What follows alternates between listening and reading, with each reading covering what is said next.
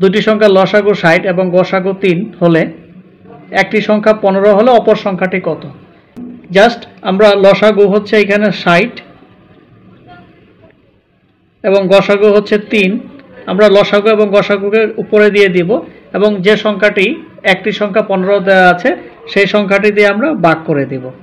এখন যদি আমরা এটাকে ক্যালকুলেশন করি, 4 15 হচ্ছে 60, তাহলে এটা হচ্ছে আমার 3 4 12, অর্থাৎ একটি সংখ্যা যদি 15 হয় তাহলে অপর সংখ্যাটি হচ্ছে 12।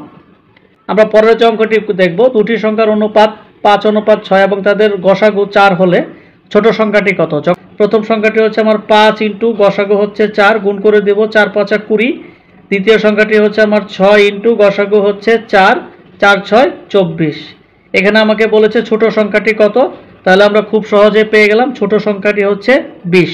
কি করব, দুটি সংখ্যার লসাগু 84 তাদের গসাগু 7 হলে সংখ্যা দুইটির গুণফল কত? খুবই সহজ, দুটি সংখ্যার লসাগু 84 তাদের গসাগু 7 হলে সংখ্যা দুটির গুণফল কত? এই ধরনের অঙ্ক আসলে আমরা জাস্ট সংখ্যা দুটিকে গুণ করে দেব। 84 ইন্টু 7 হবে আমার 588, তার মানে দুটি সংখ্যার গুণফল হচ্ছে 588। এটাই হচ্ছে আমার উত্তর। আমরা পরের যে অঙ্কটি করব, দুটি সংখ্যার অনুপাত 5:7 তাদের লসাগু 210 হলে সংখ্যা দুইটির গসাগু কত হবে? করতে হবে, দুটি সংখ্যার অনুপাত 5 ইন্টু 7 আছে, এটা গুণ করে নিতে হবে 35। এখন লসাগু হচ্ছে 210, দুটি সংখ্যার অনুপাতের গুণফল দিয়ে জাস্ট আমরা ভাগ করে দিব, এটা কাটাকাটি করলে রেজাল্ট হবে 6।